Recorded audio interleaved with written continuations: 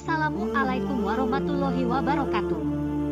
Selamat datang di Istiqomah Islam. Sebelum kulanjutkan, tekan dulu tombol subscribe, like dan bagikan kabar baik ini. Tuh, saudaraku, tonton videonya hingga selesai. Assalamualaikum warahmatullahi wabarakatuh. Puji beserta syukur marilah kita panjatkan kepada Allah Subhanahu wa Ta'ala yang telah memberikan beribu-ribu nikmat. Tidak lupa sholawat dan salam tercurahkan kepada junjungan kita Nabi Muhammad Shallallahu Alaihi Wasallam, keluarganya, beserta sahabat. Kali kami akan membahas kisah perjalanan ulama besar Imam Syafi'i. Sebelum kulanjutkan, yang belum subscribe, tekan dulu tombol subscribe, tonton sampai selesai ya. Lanjut. Imam Syafi'i dan profil intelektualnya. Imam Syafi'i merupakan salah satu pakar fikih yang paling terkemuka dalam sejarah peradaban Islam. Bersama dengan Imam Hanafi, Imam Maliki, dan Imam Hambali, dia termasuk 4 imam besar mazhab fikih. Umat Islam di Asia Tenggara banyak yang melaksanakan mazhab Imam Syafi'i. Menurut para sejarawan, ahli nasab, dan pakar hadis, Imam Syafi'i masih memiliki hubungan kekeluargaan dengan Rasulullah. Secara khusus, Imam Bukhari dan Imam Muslim telah memberi kesaksian mereka. Ulama legendaris ini bernama lengkap Muhammad bin Idris bin Al-Abbas bin Utsman bin Syafi'i petik terbalik bin As-Said bin Ubaid bin Abdu Zaid bin Hashim bin Al-Muthalib bin Abdu Manaf bin Qusay.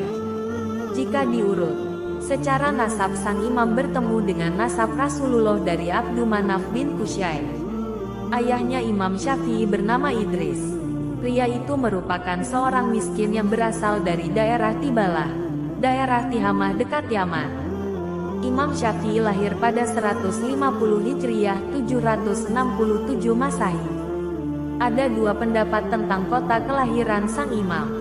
Sebagian sejarawan meyakini Imam Syafi'i lahir di Gaza, Palestina. Namun sebagian lain berpendapat dia lahir di Askalan, sebuah kota tak jauh dari Gaza. Menurut Ibnu Hajar, Imam Syafi'i lahir di sebuah tempat bernama Gaza di wilayah Askalan. Para sejarawan juga mencatat, kelahiran Imam Syafi'i hampir bersamaan dengan wafatnya seorang ulama besar Sunni yang bernama Imam Abu Hanifah. Keduanya sama-sama ulama besar yang populer dan sangat berjasa bagi pengembangan agama Allah. Saat masih kecil, Imam Syafi'i sudah menjadi anak yatim. Ketika berusia 2 tahun, sang ibu membawanya ke Makkah, tanah air nenek moyang. Sejak kecil, Imam Syafi'i sudah menunjukkan kecerdasannya.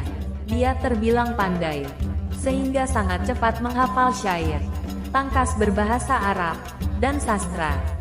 Kepandaiannya dalam sastra juga mendapat pujian dan pengakuan. Imam Syafi'i adalah ulama yang tak pernah berhenti belajar. Ia rela melanglang buana mencari ilmu agama ke berbagai kota penting di dunia Islam. Kota Makkah menjadi kota pertama tempat menimba ilmu sang imam. Di kota nenek moyangnya itu, ia menimba ilmu fikih dengan berguru kepada seorang mufti bernama Muslim bin Khalid Az-Zanji. Dia sangat menyenangi ilmu fikih. Selain belajar dari mufti Makkah, Imam Syafi'i pun berguru kepada Daud bin Abdurrahman Al-Attar, Muhammad bin Ali bin Syafi'i, Sufyan bin Uyainah, Abdurrahman bin Abi Bakar Al-Mulaiki, Said bin Salim, Fudail bin Al-Ayadil, dan banyak yang lainnya. Kemampuannya dalam ilmu fikih sudah diakui, meski ia baru beberapa tahun mengikuti halakoh dari para ulama besar di Makkah. Ketertarikannya dalam bidang fikih membuatnya memutuskan untuk hijrah ke Madinah. Di kota tujuan hijrah Rasulullah itu, Imam Syafi'i berguru kepada Imam Malik bin Anas. Ia berhasil menghafal kitab Muwatta dari Imam Malik hanya 9 malam. Imam Syafi'i meriwayatkan hadis dari Sufyan bin Uyainah, Fudail bin Iyadil, dan pamannya Muhammad bin Syafi'i. Kecerdasan Imam Syafi'i membuat Imam Malik begitu mengaguminya. Sang imam pun begitu mengagumi dua orang gurunya, yakni Imam Malik dan Sufyan bin Uyainah. Seandainya tidak ada Malik bin Anas dan Sufyan bin Uyainah, niscaya akan hilanglah ilmu dari Hijaz, cetus Imam Syafi'i. Bila datang Imam Malik di suatu majelis, Malik menjadi bintang di majelis itu. Setelah berguru di Madinah, Imam Syafi'i pun hijrah ke Yaman, tanah leluhur dari sang ibu. Ia sempat bekerja di kota ini. Ia mendatangi sederet ulama yang ada di kota Yaman, seperti Mutarif bin Mazin, Hisham bin Yusuf Al-Qadi, dan banyak lagi kota yang lainnya. Dari Yaman, ia melanjutkan pencarian dan penyebaran ilmunya ke kota Baghdad, Irak.